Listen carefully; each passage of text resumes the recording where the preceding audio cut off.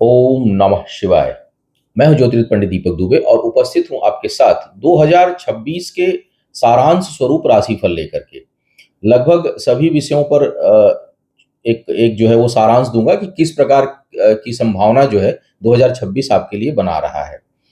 सबसे पहले तो नए वर्ष की आपको ढेर सारी शुभकामनाएं और बधाई दे दूं।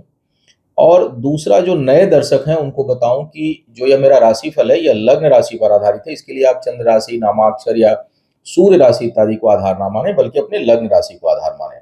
दूसरा, यह बेहद सामान्य आधार पर होता है। आपको चाहिए कि कोई विशेष परिस्थिति हो तो आप अपनी कुंडली का विश्लेषण कराएं, उसके बाद किसी निष्कर्ष पर पहुंचें। अब 2026 में जो है मेष लग्न राशि जिनकी है उनके लिए किस प्रकार के संकेत सितारे दे रहे हैं, इस पर जो है आज मैं चर्चा करने वाला हूं। और अ, वार्षिक राशिफल का ये फायदा सबसे पहले होता है कि आप जो है वो इस वर्ष में क्या अच्छाई है, क्या बुराई है, कहाँ सावधानी रखनी है, क्या उपचार करना चाहिए और कैसे इसको संतुलित करके चलना चाहिए, इसकी तैयारी आप पहले कर सकें।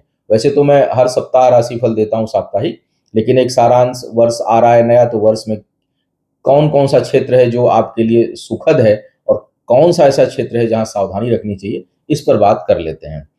तो मेष वालों के लिए अगर मैं देखूं, बात करूं, तो इस वर्ष में आर्थिक आय तो आपकी निरंतर रहेगी और अच्छी भी रहेगी, लेकिन संतुष्टि का अभाव रहेगा। आर्थिक जो है मामले में आप हमेशा असंतुष्ट रहेंगे, उसको लेकर बेचैन रहेंगे और जो है वो अनावश्यक की चिंताएं आपको परेशान करती रहेंगी। ये एक संकेत यह वर्ष दे रहा है।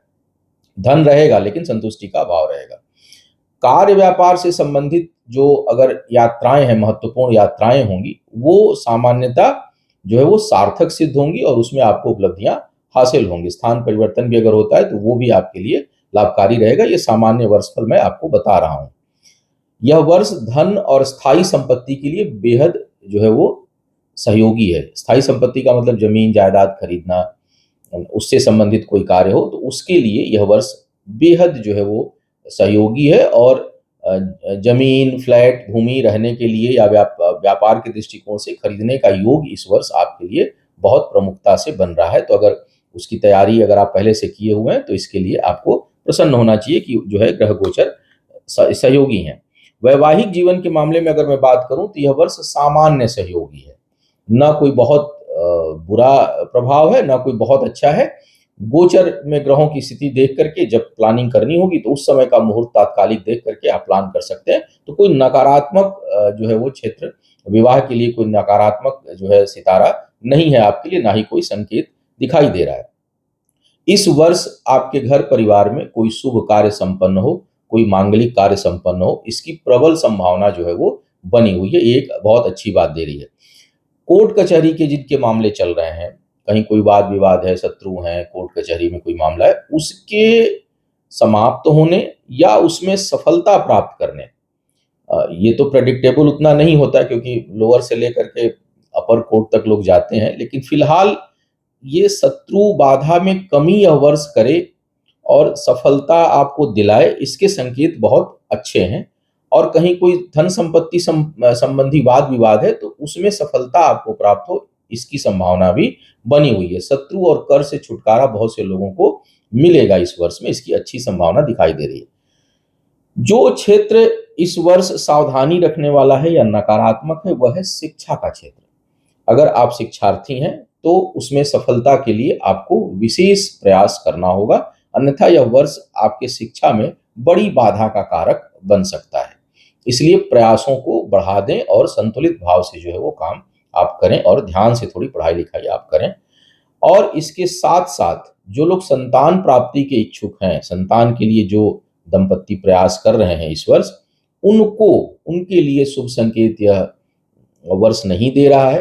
प्रायः असफलता हाथ लगे, इसकी प्रबल संभावना है। और बहुत से लोगों के लिए, बहुत सी जो गर्भ धारण किए हुए हैं महिलाएं, उनके लिए गर्भपात की भी संभावना यह वर्ष बना रहा है। तो अगर जो लोग प्रेग्नेंट हैं, जो महिलाएं, उनको थोड़ा सा विशेष ध्यान अपना रखना चाहिए क्योंकि वो क्षेत्र जो है वो सेंसिटिव हो रहा है।